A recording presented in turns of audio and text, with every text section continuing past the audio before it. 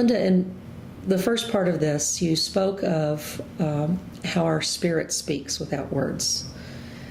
How does that, let's bring that into a less generalized arena and speak of how that impacts our more intimate relationships with family or husband, spouse, whatever that would be. If we're settled in our spirit and we're comfortable with how God made us and we've had some time in the presence of the Lord, even a short time, saying, God be with me, if we are receiving what God has for us, there's kind of a gentling that comes. There's kind of a sense of, Holy Spirit, you're with me. And if maybe a person doesn't even understand or know about these things in the Christian value system or in the worldview of a Christian, if you're settled and loving, that goes with you. Now, oftentimes during the day, there are risings and fallings of this sense of being loved and being capable of loving. For example, you can have a disagreement with a spouse, sister, cousin, friend, and that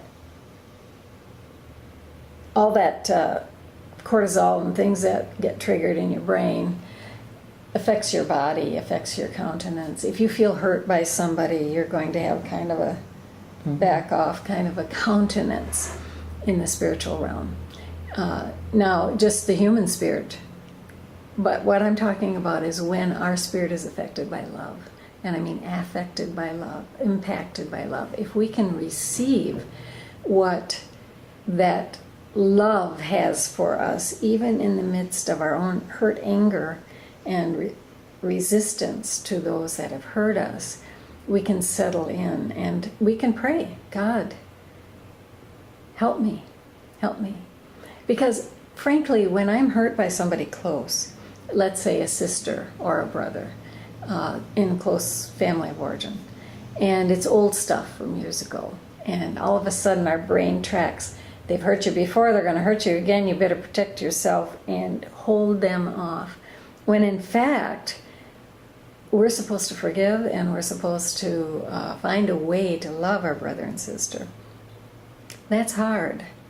What I need to do is wait until that fight or flight hormone that gets triggered, all of those complex hormones that get triggered, which is save yourself, fight or flight. When I say to God in my spirit, help me to calm down so that in a place where you're ministering to me, when I can receive it, because right now I can't because I'm angry.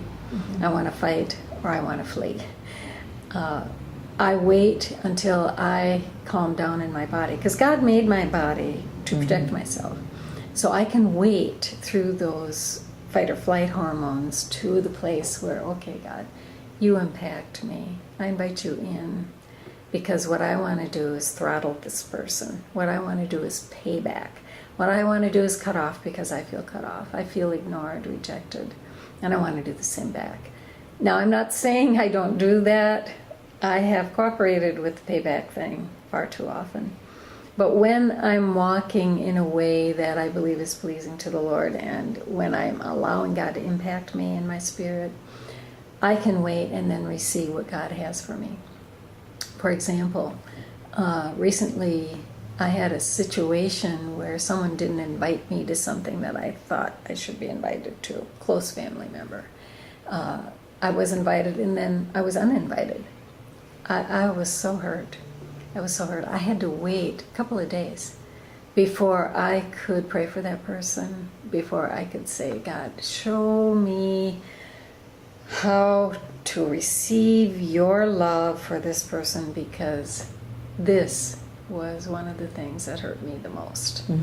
So I'm allowing God to change my spirit and impact my spirit. That idea then helped me to reach out to that person, who I later realized was unaware. I mean, this person was in la-la land. This person was grieving.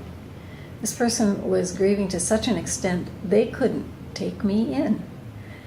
Now, what happens is we think, well, I would have never done that. I would have let this person impact me, even in my grief. Fact is, we don't know that. And we hurt people 1,000 times in ways that we don't even know. So, by the grace of God, that love that comes from the Lord impacted my spirit, and I was able to minister, if you will. I was able to contact the person first lightly, because I didn't want to open myself up foolishly to more hurt. But as I tiptoed in with a loving spirit, that person perceived that I was loving. There was interaction. It wasn't even face to face. It was over the internet. And I was able to say, I love you. And that was received in the midst of that person's grief experience. So if I had handled it my way, it would have been weeks, maybe months before, in my flesh, I would have been ready to handle something, and then probably not all that well. So inviting God in means you invite the loving Spirit of the living God, Jesus Christ, Father, Son, and Holy Spirit, to impact you, to open yourself up, to in areas that perhaps you wouldn't normally have allowed yourself to do so. Now, I'm not sure I answered your question. You did very well. It sounds like the point is awareness and patience, not to... Sometimes I ask the Lord when something has happened that has wounded me, and I feel it's obviously the other person's fault, and it could be, but that ultimately is not the point. I ask the Lord, what is it you want me to know in this? What could possibly be my part? And the Lord will speak to me about what He wants me to know. And sometimes He tells me, you're not your own protector. That's my domain. You know, or you have no right to hold this against their account when I have not held what you've done against you. So that gets my spirit right, and then I'm able to respond. Yeah.